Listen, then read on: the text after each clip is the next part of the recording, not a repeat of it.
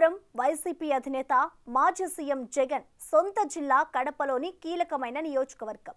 అంతేకాదు అది జగన్ మేనమామ విజయమ్మ తమ్ముడు రవీంద్రనాథ్ రెడ్డి సొంత నియోజకవర్గం. అక్కడ వైసీపీ జెండా తప్ప గత 10 ఏళ్లలో ఎప్పుడూ టీడీపీ జెండానే కనిపించలేదు. 2014-19 ఎన్నికల్లో రవీంద్రనాథ్ రెడ్డి వైసీపీ తరఫున ఎమ్మెల్యేగా గెలిచారు. దీంతో సెగ్మెంట్లో వైసీపీ హవానే కొనసాగింది. అలాంటి నియోజకవర్గంలో ఇప్పుడు పొలిటికల్ సీన్ పూర్తిగా మారిపోతోంది. ఫలితంగా వైసీపీ జెండా పీకేసే పరిస్థితి ఏర్పడింది. జగన్ మేనమామ కమలాపురం ఎమ్మెల్యే రవీంద్రనాథ్ రెడ్డికి టీడీపీ జలకిచ్చింది.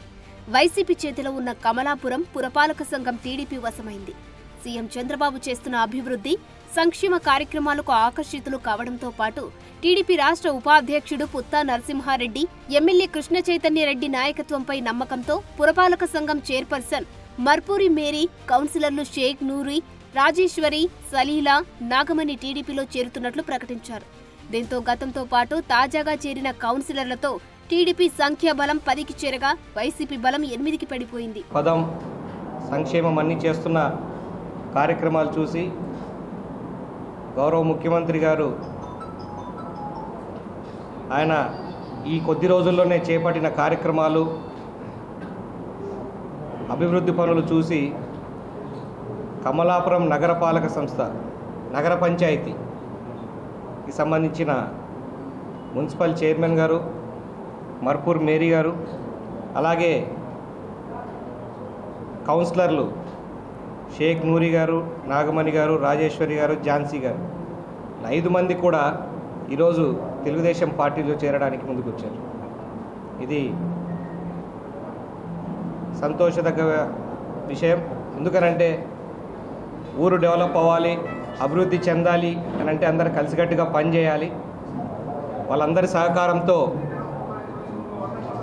వాళ్ళకున్న ఆలోచనలు, ఈ 2 ఏళ్లలో వాళ్ళు చూసిన ఇబ్బందులు అన్నీ వాళ్ళు చెప్పడం జరిగింది.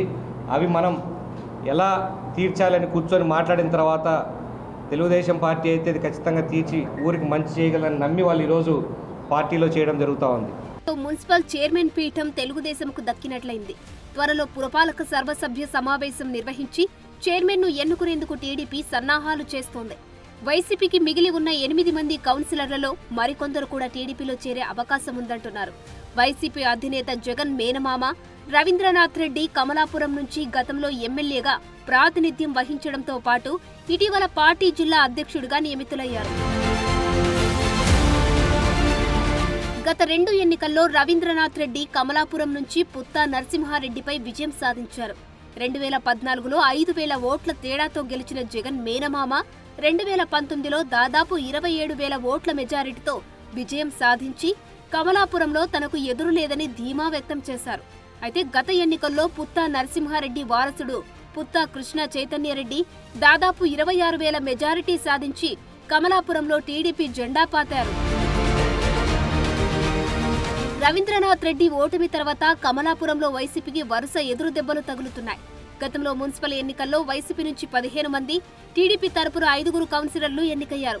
సంఖ్యాబలం ఎక్కువగా ఉండడంతో చైర్మన్ పీఠం వైసీపీ వశం కాగా రాష్ట్రంలో తాజా పరిణామాలతో లెక్కలు తారుమారవుతున్నాయి.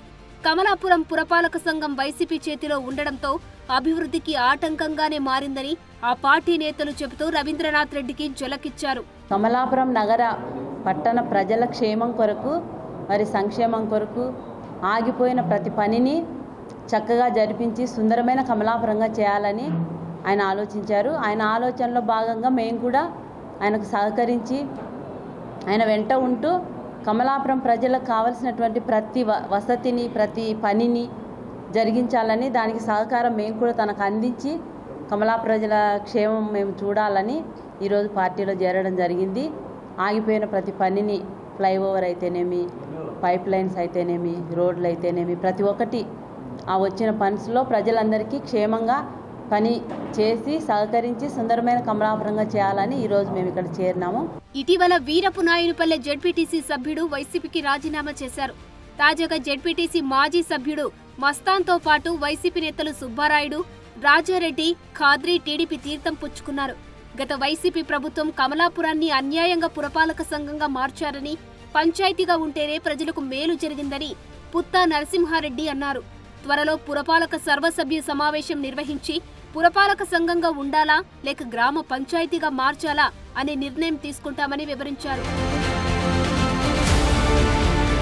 తెలుగుదేశం పార్టీ అధికారంలో ఉన్నప్పుడు కమలాపురం గ్రామ పంచాయతీగా ఉన్న సమయంలోనే అండర్ డ్రైనేజీని తీసుకొచ్చిన ఘనత తెలుగుదేశం నాయకులదని ఎమ్మెల్యే కృష్ణ చైతన్య రెడ్డి ఈ సందర్భంగా అన్నారు.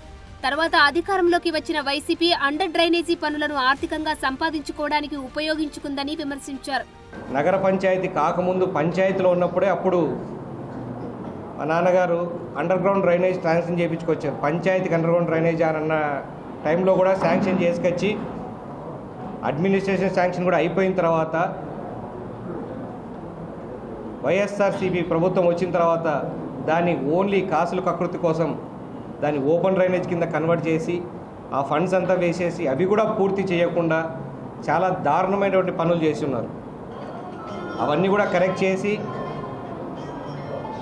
మళ్ళీ మేము అనుకున్న విధంగా కమలాపురం ఎంత అందంగా ఉండాలి, ఎంత సుందరంగా ఉండాలన్న విధంగా అదేవిధంగా ప్రతి ఒక్కరికి కూడా ఎక్కడే కూడా డ్రైనేజు ఇప్ప సమస్యలు కానీ, రోడ్ల సమస్యలు కానీ, దోమల సమస్యలు కానీ ఇవన్నీ ఏమీ లేకుండా చేయాలన్న ఒక సంకల్పంతో మేము కూడా ఒక అవగాహనతో చెప్పడం జరుగుతుంది. దాని అందరూ కూడా మేము కూడా సహకరిస్తామని చెప్పేసి ఈ 5 మంది కౌన్సిలర్లు, మున్సిపల్ చైర్మన్ గారు అందరూ కూడా ఈరోజు పార్టీలో చేరడం జరిగింది.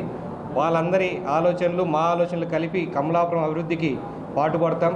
మొత్తానికి జగన్ మేనమామ సెగ్మెంట్లో ఫ్యాన్ పార్టీ పరిస్థితి అలా తయారైంది.